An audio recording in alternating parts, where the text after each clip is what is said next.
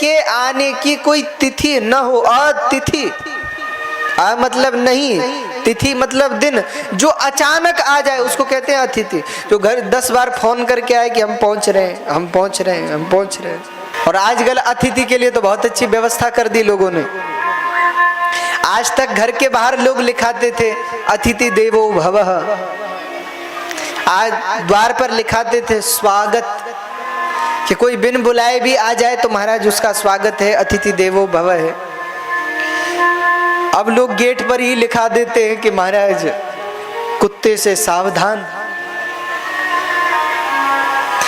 बिना पूछे अंदर घुसने की चेष्टा न करे, बिना पूछे बिना आज्ञा के अंदर न आए। क्यों? बोले भैया अगर आप अंदर आते हो तो अपनी रक्षा के जिम्मेदार आप स्वयं हैं। ऐसा डरा देते हैं अतिथि को, तो अतिथि ही घबरा जाए महाराज। बोलो। नारद जी कहते हैं गृहस्थों के घरों से आतिथ्य की परंपरा नष्ट हो गई। आज तक होता था, अतिथियों के चरण धुलाए जाते थे। भैया घर पे कोई अतिथि आते थे, यहाँ कई हमारी वृद्ध माताएं बैठी होंगी, उनको पता होगा कि आपने तो देखा होगा, घर में अतिथि आते थे उनके पैर धुलाते थे। जहां वो भोजन करें वहीं उनके हस्त प्रक्षालन की व्यवस्था, वहीं उनके हाथ धुलाए जाते थे, चरण धुलाए जाते थे। भोजन के बाद उनको दक्षिणा देते कि हमारे घर में अतिथि आई। ये अतिथि नहीं है, ये स्वयं भगवान है। और आज अतिथि फोन करे कि हम आ रहे हैं तो घर वाले कह देते हैं कि कह दो हम घर पे नहीं है। अतिथि कहे कि नहीं हम तो पहुंच ही गए, तो वो कहे कि नहीं नहीं हम तो घर में है ही नहीं। बोलो, ये स्थिति हो गई आतिथ्य की। और हटी सो तो दरवाजे पे लेट जाते हैं कि कभी तो आएंगे। बोलो। एक घर के विषय में तो हमने सुना था, ऐसे ही एक हठी अतिथि पहुंच गया एक घर में। सो आ तो गया पर जाने का नाम ही न ले। अब घर में माता जी परेशान, बार बार पति को कहे कैसे रिश्तेदार हैं तुम्हारे, आ जाते हैं फिर जाने का नाम नहीं लेते। अरे हफ्ता भर हो आया, अब तो जाएं। तो पति ने कहा कि देवी अब क्या करें, क्या करूं, सीधे ही कह दूं कि चले जाओ।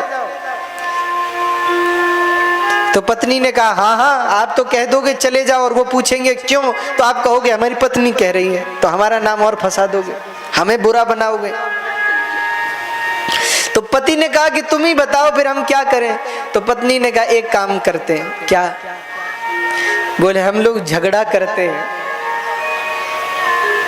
सुनो ध्यान से सुनो सब लोग। बोले हम झगड़ा करते हैं।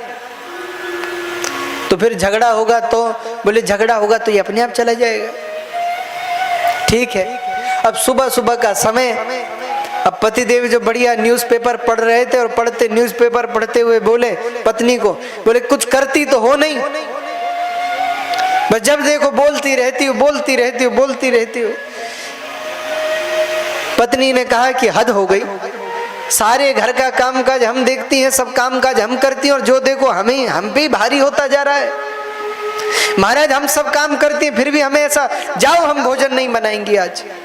अब पत्नी ने कहा था कि मैं कहूंगी कि भोजन नहीं बनाऊंगी तो ये मेहमान तो चला ही जाएगा, कि जब मिलना ही नहीं है तो रह के भी क्या फायदा, तो भूखा कौन रहेगा। पत्नी बोली हम भोजन नहीं बनाएंगी आज। पति ने कहा तुम नहीं बनाओगी तो हम भी नहीं खाएंगे, जाओ। अब मेहमान ने कहा भाई यहाँ तो कुछ मिलना है नहीं। सो उसने सामान बांधा और चला वो। तो अब जैसे ही मेहमान गया तो अब पत्नी रो रही थी, तो पति आए, बोले क्या हुआ तुम रो क्यों रही हो। पत्नी ने कहा कि हम तो झूठ में ही रो रही हैं, सच नहीं रो रही हैं, ऐसे ही नाटक है बस।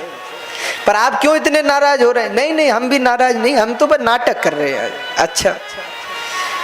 बोले हम तो मजाक कर रहे हैं, तुम रो मत। पत्नी ने भी कहा कि नहीं नहीं हम रो नहीं रहे, हम भी मजाक ही कर रहे हैं, हम भी नहीं रो रहे।